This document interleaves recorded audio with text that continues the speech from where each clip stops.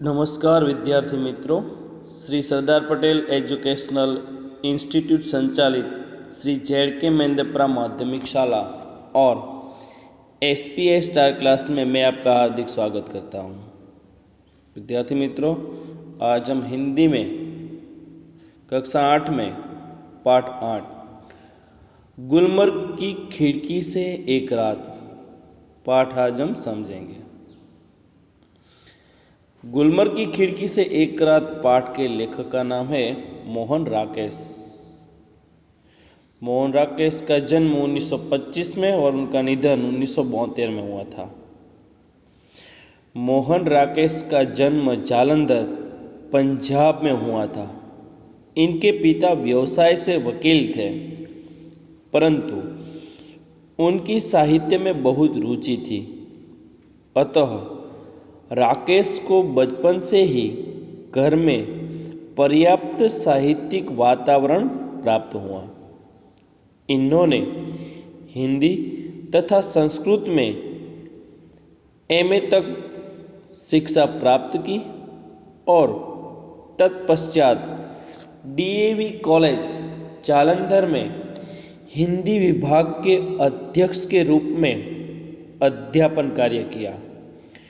कुछ समय तक इन्होंने सारिका कहानी पत्रिका का सफल संपादन किया और बाद में स्वतंत्र लेखन करते रहे। कहानी लेखन के साथ साथ इन्होंने उपन्यास और नाटक भी लिखे थे। इनकी प्रमुख रचनाओं में इंसान के खंडहर, नए बादल, एक और आदमी आदि कहानी संग्रह तथा अंधेरे बंद कमरे, न आने वाला कल प्रसिद्ध उपन्यास है। आषाढ़ का एक दिन, आधे अधूरे तथा लहरों के राजहंस इनके प्रसिद्ध नाटक है। मोहन राकेश मूलतः एक सफल कहानीकार तथा नाटककार है। विद्यार्थी मित्रों, આપણે અહીંયા જોયું કે મોહન રાકેશનો જન્મ જાલંધર એટલે કે પંજાબમાં થયો હતો અને એમના પિતા વ્યવસાયથી જ પોતે વકીલ હતા। હવે મોહન રાકેશ પોતે એક સારા કહાનીકાર અને એક સારા નાટકકાર છે। એમણે ઘણી બધી રચનાઓ પણ પોતે લખેલી છે। વિદ્યાર્થી મિત્રો, આપણને અહીંયા એક સરસ મજાનો પાઠ આપ્યો છે, ગુલમર્ગ की खिड़की से एक रात। तो विद्यार्थी मित्रों, पहला गुलमर्ग शू है એને આપણે સમજી લઈએ। તો વિદ્યાર્થી મિત્રો, ગુલમર્ગ કાશ્મીરનો એક સુંદર પ્રાકૃતિક સ્થાન છે। એની આજુબાજુનું જે પ્રકૃતિ છે એ સરસ મજાની ખીલેલી છે અને એનું વાતાવરણ છે આપણને આહલાદક લાગે છે। એવો પ્રકૃતિના અનુસંધાનમાં આ એક સુંદર સ્થાન છે એની અહીંયા વાત કરવામાં આવી છે। તો વિદ્યાર્થી મિત્રો, હવે આપણે આ પાઠને આગળ જોઈશું। હવે વિદ્યાર્થી મિત્રો, આપણે અહીંયા પાઠની શરૂઆત કરીશું। હવે પાઠની અંદર જોઈએ, कुछ जगहें होती है जिन्हें आँख एक बार देखती है तो चौंक उठती है, फिर धीरे धीरे परिचित होकर उदासीन हो जाती है। गुलमर्ग ऐसी जगह नहीं है।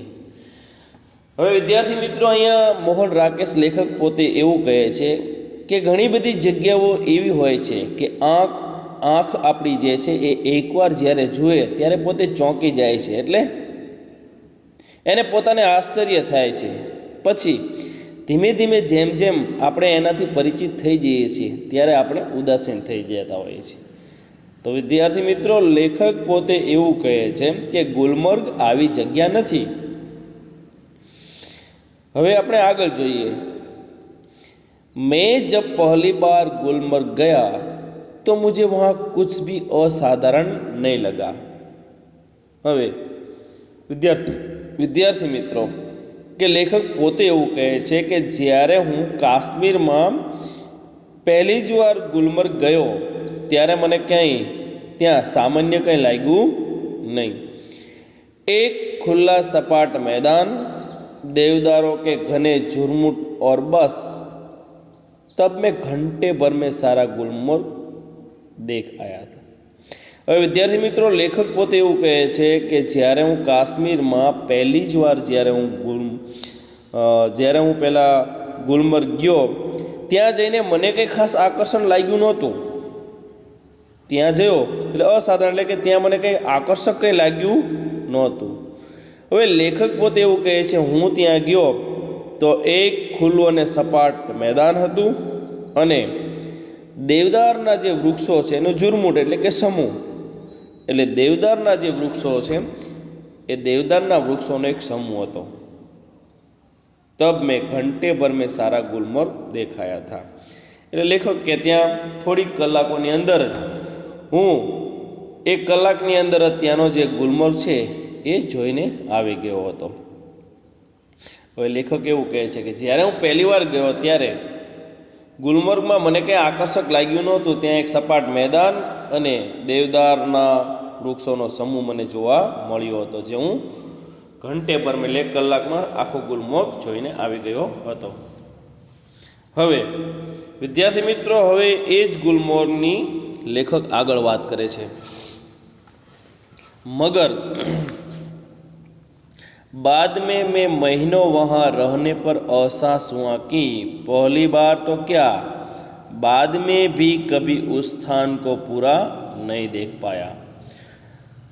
એટલે લેખક પોતે એવું કહે છે કે પછી જ્યારે હું મહિનાઓ પછી ત્યાં હું ગયો ત્યારે મને એવો અહેસાસ થયો કે અહીંયા પહેલી વાર તો શું, એટલે ફરી પણ જો હું આ સ્થાન ઉપર અહીંયા આવ્યો અને મહિનાઓ સુધી અહીંયા રહ્યો તો પણ એના પૂરા સ્થાનને હું અહીંયા જોઈ શક્યો નથી. એટલે વિદ્યાર્થી મિત્રો, જ્યારે લેખક પહેલી વાર જ ગુલમર્ગ જોવા જાય છે ત્યારે લેખક એમ કહેતા હોય છે કે ખરેખર ગુલમર્ગમાં મને કંઈ આકર્ષક લાગ્યું નહોતું, પરંતુ ઘણા મહિનાઓ રહ્યા પછી લેખકને અહેસાસ થયો કે અહીંયા તો પહેલી વાર તો શું, પણ હું અહીંયા આટલા સમય સુધી રહ્યો તો પણ એને પૂરેપૂરો હું અહીંયા જોઈ શક્યો નથી. शायद यही कारण है कि गुलमर्ग में रहकर वहाँ के साथ व्यक्ति की आत्मीयता धीरे धीरे इतनी गहरी हो जाती है कि वह अपने को उस सपाट मैदान के एक हिस्से के रूप में ही देखने लगता है. शायद એટલે કદાચ લેખક પોતે એવું કહે છે કે કદાચ આનું કારણ એ પણ હોઈ શકે કે ઘણા મહિનાઓ ત્યાં રહ્યા પછી, ગુલમર્ગ પર રહ્યા પછી, એટલે કે તેની સાથે રહ્યા પછી વ્યક્તિની પોતાની આત્મીયતા એટલી બધી ગહરી, એટલે કે એટલી બધી એની સાથે આત્મીયતા બંધાઈ ગઈ છે, એટલી બધી ગહરી એટલે કે એટલી બધી ઊંડાઈમાં આત્મીયતા બંધાઈ જાય છે કે એનું જે સપાટ મેદાન છે એને વ્યક્તિ પોતે જ પોતાના એક હિસ્સાના રૂપમાં એને જોવા લાગે છે. એટલે વ્યક્તિને પોતાને જેવું થાય છે કે આ ગુલમર્ગનું જે સપાટ મેદાન છે એ ગુલમર્ગનું સપાટનું મેદાન છે એ આપણો પોતાનો જ જાણે કે મેદાનનો એક ભાગ છે, મારો પોતાનો જ જાણે કે એક ભાગ છે, એવું એ વ્યક્તિને લાગવા લાગે છે. આગળ જોઈએ. कांपती तितलियों, उठते बादलों और बर्फ से चमकती पहाड़ियों की तरह. હવે વિદ્યાર્થી મિત્રો, તેનું પ્રાકૃતિક વાતાવરણ એવું છે. કાંપતી તિતલીઓ એટલે કે અને ઉઠતે બાદલો એટલે એના એવા સરસ મજાના વાદળો છે કે બર્ફ છે ચમકતી પહાડીઓ કી તરફ. એટલે તિતલીઓ એટલે કે જેના પહેલાં કાશ્મીરનો પ્રદેશ છે એ ઠંડો પ્રદેશ છે, એટલે ત્યાંના જે પતંગિયાઓ છે એ ઠંડીથી પોતે ધ્રુજતા હોય છે અને આકાશની અંદર વાદળ દેખાતું હોય છે અને એ જ બરફથી સરસ મજાનો જે પહાડ છે એ પહાડ ચમકી રહ્યો હોય છે. આપણે વિદ્યાર્થી મિત્રો જાણીએ છીએ કે કાશ્મીરનો ભાગ એક એવો ઠંડો પ્રદેશ છે કે જ્યાં આપણને કાયમને માટે ઠંડી લાગતી હોય છે અને ત્યાં હંમેશા બરફની જ વરસાદ થતી હોય છે. दूसरी ओर वह पूरा विस्तार जिसमें वह स्वयं भी रहता है उसे अपने में समाया सा लगता है. सूर्योदय और सूर्यास्त.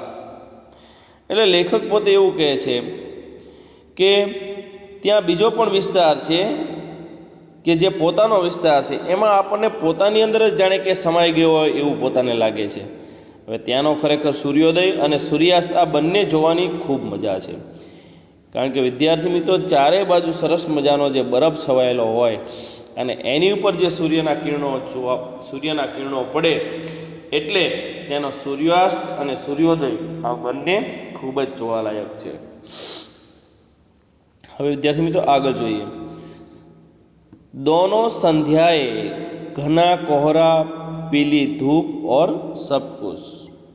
એટલે વિદ્યાર્થી મિત્રો અહીંયા લેખક પોતે એવું કહે છે કે તે એની બે સંધ્યા એ જોવાલાયક છે કે જે સંધ્યા થાય ત્યારે એનું આકર્ષણ છે એ આપણને કંઈક જુદું જ લાગતું હોય છે। એટલે લેખક પોતે એવું કહે છે કે એનું જે સંધ્યા છે એ અને પીળી સરસ મજાની ધૂપ અને એવું આ સરસ મજાનું વાતાવરણ આપણને ત્યાંનું દેખાય છે કે જાણે કે પ્રકૃતિ છે સોળે કળાએ ખીલી ઉઠી હોય એવું આપણને દેખાય છે। इसलिए जब व्यक्ति गुलमोहर से चलता है तो एहसास होता है अपने से ही बिछुड़ने का, अपने उस रूप से जो कि इतना परिचित होते हुए भी सदा अपरिचित बना रहता है। હવે વિદ્યાર્થી મિત્રો લેખક પોતે એમ કહે છે કે ત્યાંનું જે પ્રાકૃતિક દ્રશ્યો છે પોતપોતાનામાં સમાયેલા લાગવા માંડ્યા છે અને લેખક કહે છે કે ગુલમર્ગમાં રહ્યા પછી વ્યક્તિ જ્યારે ત્યાંથી વિદાય લે છે, એટલે કે વ્યક્તિ ગુલમર્ગથી જ્યારે છૂટી પડે છે ત્યારે તેને જાણે પોતાને એવું લાગે છે કે પોતે પોતાનાથી વિખૂટો પડી ગયો હોય એવું પોતાને લાગે છે અને એ એટલો બધો એનાથી પરિચિત થઈ ગયેલો હોય છે કે જાણે કે પોતે હંમેશને માટે અપરિચિત હોય એવું એને પોતાને લાગે છે। એટલે કહેવાનો અર્થ લેખક પોતાને એવું લાગે છે કે ગુલમર્ગમાં રહ્યા પછી પોતાને એવો અહેસાસ થાય છે કે જાણે પોતે જ પોતાનાથી વિખૂટો પડી ગયો હોય એવું એને પોતાને લાગી રહ્યું છે। એટલે ગુલમર્ગ જે છે એની પ્રકૃતિનું જે આજુબાજુનું વાતાવરણ છે એ એટલું બધું સુંદર છે કે લેખકને પોતાને ખૂબ ગમતું હોય છે। હવે વિદ્યાર્થી મિત્રો આપણે આગળ જોઈએ। હવે લેખક પોતે એવું કહે છે कि गुलमर्ग में सपने फूल बनकर उगते हैं, हरियाली के आर पार लाल लाल छतों के ऊपर आकाश में। એટલે લેખક પોતે એવું કહે છે કે ગુલમર્ગ છે એ ગુલમર્ગની અંદર ભરપૂર હરિયાળી છે। હવે એ ભરપૂર હરિયાળીની અંદર લાલ લાલ છત ઉપર આકાશમાં અને ગુલમર્ગ જાણે કે પોતાના સપનાની અંદર ફૂલ બનીને ઉગે છે એવું લેખકે પોતાને લાગી રહ્યું છે, કારણ કે ગુલમર્ગમાં ભરપૂર હરિયાળી છે અને નીચે જુએ તો લીલું ઘાસ છે અને લાલ લાલ છતની ઉપર પણ હરિયાળી છે અને લાલ લાલ છત છે એની ઉપર હરિયાળી છે। અને લેખક પોતે છેલ્લે એવું કહે છે કે ઊંચા ઊંચા વૃક્ષોને લીધે આકાશ પણ લીલુંછમ દેખાય છે। તો લેખક પોતે એવું કહે છે કે ઊંચા ઊંચા વૃક્ષોને લીધે આકાશ પણ જે છે એ સરસ મજાનું લીલુંછમ દેખાય છે। હવે લેખક પોતે કે આંखें मुग्ध होकर देखती रहती है और फूलों में नए नए रंग भर जाते हैं। હવે લેખક પોતે એવું કહે છે કે ગુલમર્ગનું વાતાવરણ એટલું બધું સરસ મજાનું છે, એનું પ્રાકૃતિક વાતાવરણ એટલું બધું સરસ મજાનું છે કે પોતાની આંખો છે એ આશ્ચર્યચકિત થઈને આ દ્રશ્યને જોઈ રહે છે અને ફૂલોમાં નવા નવા रंग भराયેલા દેખાય છે। वातावरण में नई नई कोपले फूट आती है। હવે લેખક પોતે એવું કહે છે કે વાતાવરણમાં નવી નવી કોપલે એટલે કે નવી નવી કૂપલો ફૂટતી આવી છે। हर क्षण एक नए अनुभव नए रोमांच की सृष्टि होती है। એટલે લેખક પોતે એવું કહે છે કે દરેક ક્ષણે આપણને એક નવો જ અનુભવ થાય છે અને આ સૃષ્ટિની અંદર એક નવો જ આપણને રોમાંચ થાય છે। એટલે કે નવા લેખક પોતે એવું કહે છે કે દરેક ક્ષણે એક નવો અનુભવ થાય છે અને આ નવા રોમાંચનું સરસ મજાનું સર્જન સૃષ્ટિનું સર્જન કરેલું છે। હવે વિદ્યાર્થી મિત્રો આપણે આગળ જોઈએ કે લેખક પોતે એવું કહે છે કે बादलों के पोर्टिको के नीचे लोग बाहें फैलाए घास पर बैठे हैं। बादलों के पोर्टिके વિદ્યાર્થી મિત્રો આપણે અહીંયા જોઈએ પોર્ટિકે એટલે કે બરામદા। પોર્ટિકો શબ્દ આપણા માટે નવો છે। એ બાદળોની નીચે માણસો એવી રીતે બાંહે ફેલાવીને घास ऊपर बैठेला छे। दूर दूर से तक सैलानियों की पंक्तियाँ घोड़े दौड़ाती नजर आती है। એટલે વિદ્યાર્થી મિત્રો આપણે જાણીએ છીએ કે જમ્મુ કાશ્મીરનો જે પ્રદેશ છે એ જમ્મુ કાશ્મીરનો પ્રદેશ આમ એક યાત્રા માટે પણ પ્રખ્યાત છે અને સહેલાણીઓ એટલે કે યાત્રિકો જે બહારના યાત્રિકો એ ઘૂમવા માટે એટલે કે ફરવા માટે ત્યાં એ લોકો આવતા હોય છે। આમ જોવા જઈએ તો જમ્મુ કાશ્મીરમાં આપણે જોઈએ તો એક અમરનાથ જે મહાદેવનું સરસ મજાનું મંદિર આવેલું છે। તો જમ્મુ કાશ્મીરનો પ્રદેશ છે એક ફરવાલાયક પ્રદેશ છે, એટલા માટે થઈ અને લોકો છે બહારથી પોતે ફરવા માટે જમ્મુ કાશ્મીરમાં આવતા હોય છે અને એ લોકો છે એ પોતે જ ઘોડા ઉપર બેસી અને ત્યાં ખરેખર મજા માણતા હોય છે એવું લેખક કે મને दूर दूर સુધી દેખાય છે। रंगों के कुछ बिंदु हरियाली के पट पर जहाँ तहाँ छिटके हैं। એટલે લેખક એમ કહે છે કે જે રંગોના જે ટપકા છે એને હરિયાળીના જે ટપકા છે આપણને એમ કે જ્યાં ત્યાં કેમ છાંટેલા છે એવું આપણને દેખાય છે। सहसा प्रकाश से नन्ही नन्ही पारदर्शक बूंदे पड़ने लगती है। હવે વિદ્યાર્થી મિત્રો આપણે જાણીએ છીએ કે જમ્મુ કાશ્મીરની અંદર પર્વત અને ધરતી ઉપર બરફ છવાયેલો હોય છે, એટલા માટે સૂર્યનો જે પ્રકાશ પડે છે એનાથી નાની નાની જે પારદર્શક જે બૂંદે એટલે કે જે ટીપાઓ છે એ એની ઉપર પડતા હોય છે। रंगीन बिंदुओं का पूरा विस्तार एक बार सिहर जाता है और अपने को समेटने लगता है। એટલે વિદ્યાર્થી મિત્રો અહીંયા ખરેખર લેખક પોતે એવું કહે છે કે ત્યાં આપણે જો ખરેખર જોવા જઈએ તો આખો જે વિસ્તાર છે એના રંગીન બિંદુઓથી સરસ મજાનો છવાયેલો થાય છે અને ધરતી ઉપર સરસ મજાનો સમેટાયેલો આપણને દેખાય છે। હવે हरियाली का सपना कुहा से फूल में बदल जाता है। હવે હરિયાળીનું જે સપનું છે જે આપણને દેખાય છે એ ખરેખર કુહાસ એટલે કે કોહરા ત્યાંથી ફૂલની અંદર બદલાઈ જાય છે। मैदान सुरमई आभा ओढ़ लेता है। હવે मैदानની અંદર જાણે કે એક સરસ મજાની કેમ ચૂંદડી ઓઢી હોય એવું આપણને લાગે છે। अब चारों तरफ धुंध ही धुंध है। હવે લેખક પોતે એવું કહે છે। વિદ્યાર્થી મિત્રો આમ આપણે જોવા જઈએ તો શિયાળાનું જે વાતાવરણ હોય એ શિયાળાના વાતાવરણની અંદર ઠંડીના લીધે સવારની અંદર એના વાતાવરણમાં ધુમ્મસ પ્રસરી જાય છે। એટલે જમ્મુ કાશ્મીરની અંદર તો બરફ વર્ષા થાય છે અને ખૂબ જ ઠંડી પડતી હોય છે, એટલે ચારે બાજુ ધૂંધી ધૂંધ એટલે કે ધૂંધળું ધૂંધળું જ દેખાય છે। और बेबस होकर फैली पगडंडियों की पतली पतली नरम बाहें, जब तक बादल बरसेगा बाहें फैली रहेगी, ऐसे ही कोमल विस्मृत और निढाल। હવે વિદ્યાર્થી મિત્રો આપણે જાણીએ છીએ કે જમ્મુ કાશ્મીરમાં જ્યારે બરફ છવાયેલો હોય છે ત્યારે જે લોકો એની ઉપર ચાલતા હોય છે, હવે એના લીધે એની ઉપર સરસ મજાની જે પેલી પગદંડી છે એ પગદંડી પડેલી છે। હવે વિદ્યાર્થી મિત્રો આપણે જોવા જઈએ પગદંડી એટલે કે લોકો કે લગાતાર ચલને સે અપને આપ બના રાસ્તા, એટલે લોકો જે પેલા બરફ ઉપર ચાલતા હોય છે તો એ બરફ ઉપર જ્યારે ચાલે છે ત્યારે એના નીચે જેના પગલાં પડે છે એને વિદ્યાર્થી મિત્રો કહેવાય પગદંડી, કે લોકો એકબીજાની પાછળ ચાલતા હોય છે એના લીધે ત્યાં પગદંડી ફેલાયેલી હોય છે। અને જ્યાં સુધી વાદળમાંથી વરસાદ ન થાય ત્યાં સુધી જ પગદંડી આપણને અહીંયા ચારે બાજુ ફેલાયેલી દેખાય છે। કોમળ, વિસ્તૃત અને નિઢાલ। લેખક પોતે એમ કહે છે કે એવી સરસ મજાની કોમળ આપણને દેખાય કે ધુમ્મસમાં પગદંડીઓ છે એ પાતળી અને પાતળી બાયો જેવી આપણને દેખાય છે। એટલે લેખક અહીંયા છે એ ગુલમર્ગનું આવું સરસ મજાનું વર્ણન કરે છે। હવે વિદ્યાર્થી મિત્રો આપણે આગળ જોઈએ। सूरज चमकेगा तो फूल में नया सपना जन्मेगा।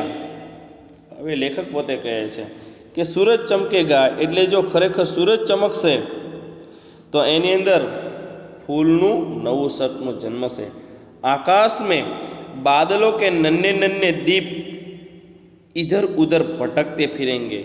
એટલે વાદળની અંદર એમ કહેવાય છે, લેખક પોતે એવું કહે છે કે વાદળની અંદર નાના નાના જે દીપ છે એટલે એનો જે સમૂહ છે એ ખરેખર આપણને જ્યાં ત્યાં ફરતો દેખાશે. ભેડો ઓર બકરીઓ કે રેવડ પગદંડીઓ પર ટક જાએંગે. હવે લેખક પોતે એવું અહીંયા કહે છે કે ભેડો ઓર બકરીઓ એટલે જે બકરીઓ જે છે એટલે કે બકરા અને જે ઘેટા છે એનો રેવડ એટલે કે સમૂહ, બકરા અને ઘેટાનો જે ટોળું છે એનો જે સમૂહ છે પગદંડીઓ પર ટક જાએંગે એટલે કે બકરા અને ઘેટાના ટોળાથી પગદંડીઓ છે સવાઈ જાય છે. दिन तब रात की प्रतीक्षा करता सा प्रतीत होगा એટલે દિન છે એ રાત, દિન એટલે કે દિવસ, દિવસ છે જાણે કે રાતની પ્રતીક્ષા કરતો એટલે કે રાહ જોતો હોય એવું આપણને જોવા મળશે. रात आएगी तो सब कुछ खामोश हो जाएगा, मैदान की वह खामोशी भी जो दिन के समय इतनी वाचाल हो जाती है. એટલે લેખક પોતે એમ કહે છે કે જ્યારે રાત થઈ જશે ત્યારે બધું જ ખામોશ થઈ જશે. એટલે રાતનીના સમયની અંદર એકદમ શાંતિ છવાઈ જશે અને કોલાહલ બંધ થઈ જશે, અને પાછું દિવસના સમયની અંદર પાછું એ બધું બોલતું, વાચાળ એટલે કે બોલતું થઈ જશે. હવે ગુલમર્ગ કી વહ રાત મુझे કભી નહીં ભૂલેગી. લેખક પોતે એમ કહે છે કે ગુલમર્ગની જે રાત છે એ રાત હવે મારાથી ભૂલાશે નહીં. मैं होटल की खिड़की में खड़ा था, दूर बहुत दूर सामने से एक बरसती घटा मेरी तरफ बढ़ती आ रही थी. હવે લેખક પોતે કહે છે કે હું એક હોટલ હતી એ હોટલની જે પેલી બારી હતી બારીમાં ઊભો હતો, અને મારી સામે એટલે કે મારાથી બહુ દૂર સામેથી એક વરસતી એક વાદળી છે મારી તરફ આવી રહી હતી. મેં પ્રતીક્ષા કર રહા થા કે, લેખક પોતે એમ કહે છે કે હું રાહ જોઈ રહ્યો હતો કે કબ વહ મુझ તક પહોંચે ઓર મુझे अपने में समेट ले. હવે લેખક પોતે એવું કહે છે કે સામેથી એક વાદળી છે, ઘટા એટલે તેમની પાસે આવીને વરસે અને એ વાદળી ક્યારે મને લપેટી લે એવું લેખક પોતે કહે છે. બરસતી ઘટા મેં ઘીર જાને સે બડા સુખ મેને બહુ કમ જાના હૈ.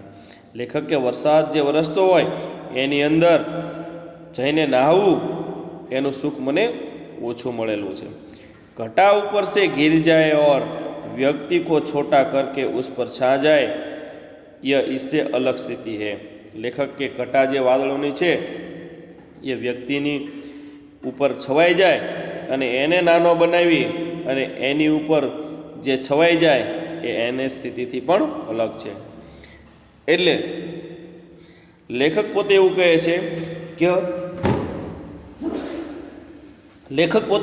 છે कि इस बार आती हुई घटा का हर संकेत मेरे सामने था और मैं उसके बराबर का होकर अपनी खिड़की में खड़ा उसे बुला रहा था. હવે આ વખતે લેખક કે જે પેલી વાદળીની ઘટા આવી એ સંકેત મારી સામે હતો અને હું બરાબર એની ખડકી જે છે પેલી બારી છે એની સામે ઊભો હતો અને એ બારીની સામે હું એને પોતે સામેથી બોલાવતો હતો. લેખક કહે છે કે આ મેં. હવે લેખક જે છે પેલી વરસાદની જે વાદળી આવે છે વરસતી એટલે લેખક છે પોતે એને બોલાવે છે અને એને કહે છે કે તું મારી પાસે આવ, એમ કરીને લેખક પોતે એને બોલાવી રહ્યા છે. તુજસે કમજોર નહીં હું. લેખક પોતે એમ પેલી વાદળીને કહે છે કે હું તારાથી કમજોર નથી. હવા તેજ થી મગર ઘટા તેજી સે નહીં બઢ રહી થી. એટલે લેખક કે હવા જે છે પવન જે છે એ તેજથી આવતો હતો, પરંતુ જે વાદળની ઘટા છે એ ઝડપથી ચાલી રહી નહોતી. એટલે વિદ્યાર્થી મિત્રો અહીંયા લેખક પોતે એવું કહે છે કે હવા તોફાની હતી અને વાદળોની ગર્જના પણ થઈ રહી હતી. એટલે લેખકની ઈચ્છા છે વાદળીને પોતાની નજીક બોલાવવાની હતી અને એને એની અંદર વરસતા વરસાદમાં એને પોતાને એની નજીક બોલાવી હતી અને એની ઉપર વરસે એવું લેખક ઈચ્છતા હતા. હાલાકી તૂફાન બહુ उठा हुआ था। लेखक कहे છે કે બરાબર તે સમયે तूफान છે વધારે થઈ રહ્યું હતું। बार बार जोर की गरज होती थी जिससे धरती और आकाश की सिराएं कांप उठती थी। लेखक के वारंवार जोर जोरથી આકાશમાંથી પેલા વાદળોની ગર્જના થતી હતી, જેનાથી ધરતી અને આકાશની જે સિરાએ છે એટલે કે જે પેલી ક્ષિતિજ છે એ જાણે કે એનાથી ધ્રુજતી હતી। बार बार सामने के चित्रपट पर बिजली कांति थी और प्रकाश का वह भयानक विस्फोट हर चीज को नंगा कर जाता था। એટલે લેખક કે મારી સામે એવું સરસ મજાનું ચિત્ર ખડું થઈ ગયું હતું, ચિત્રપટ એટલે કે ચિત્ર કે વારંવાર વીજળી છે એ થતી હતી અને એનો પ્રકાશ છે એનાથી ભયાનક વિસ્ફોટ થતો હતો અને જાણે કે બધી જ જે ચીજ છે એને જાણે કે ખુલ્લી કરી નાખતો હતો। मैं खुश था कि थोड़ी देर में ये बूंदें मेरे ऊपर बरसेगी, बिजलियों का यह कहर मेरे ऊपर टूटेगा। लेखक કે હું પોતે જ ખુશ હતો, મને પોતાને જ એવું થતું હતું કે જાણે કે થોડીક જ વારમાં આ વરસાદના જે ટીપાઓ છે એ મારી ઉપર વરસશે, એટલે કે વરસાદ મારી ઉપર પડશે અને આ વીજળી છે એ પણ મારી ઉપર પડશે। એટલે લેખકને પોતાને એવું થાય છે કે વીજળી પણ મારી ઉપર પડશે અને વીજળી પડ્યા પછી લેખક પોતે એવું કહે છે કે આ વીજળીનો કહેર છે એ પણ મારી ઉપર તૂટી પડશે। मैं बाहें फैलाकर सामने से उसे अपने ऊपर लेने के लिए तैयार था। હવે લેખક પોતે એવું કહે છે કે હોટલની એક બારીમાંથી જ્યારે હું આ દ્રશ્ય જોઈ રહ્યો હતો અને પેલી વાદળીને હું બોલાવી રહ્યો હતો ત્યારે લેખક પોતે એમ કહે છે કે હું મારી બંને બાહોં છે ફેલાવી અને એની સામે હું ઊભો હતો અને એને લેવા માટે હું પોતે તૈયાર હતો। એટલે મારી ઉપર જ એને એ વાદળી જાણે કે વરસ છે અને આવશે એના માટે હું તૈયાર હતો। હવે પછીનો પેરેગ્રાફ વિદ્યાર્થી મિત્રો જોઈએ। મગર અચાનક હવા રૂક ગઈ। એ લેખક કહે છે કે પણ બન્યું એવું કે અચાનક જ જે પેલી તોફાનમાંથી જે પવન આવતો હતો, જે હવા આવતી હતી એ રોકાઈ ગઈ। बढ़ता हुआ तूफान जहाँ का तहाँ ठिठक गया। લેખક પોતે કહે છે કે જે તોફાન વધતું હતું એ તોફાન છે એ ત્યાં ને ત્યાં ઠીઠક ગયા એટલે કે ત્યાં ત્યાં ઊભું રહી ગયું। और दूरी पर कटे पक्षी की तरह दम तोड़ने लगा। અને મારાથી દૂર જ તે કટે પક્ષી એટલે કે જેણે પેલા કપાઈ ગયેલા પક્ષી હોય એની તરફ પેલો પવન છે એ પોતાનો દમ છે પોતે તોડવા લાગ્યો। बिजली की सांस रुकने लगी। હવે વીજળી જે છે એની શ્વાસ એટલે કે જે શ્વાસ લેતો હોય એમ પોતે રોકાઈ ગઈ, વીજળી પણ પોતે રોકાઈ ગઈ।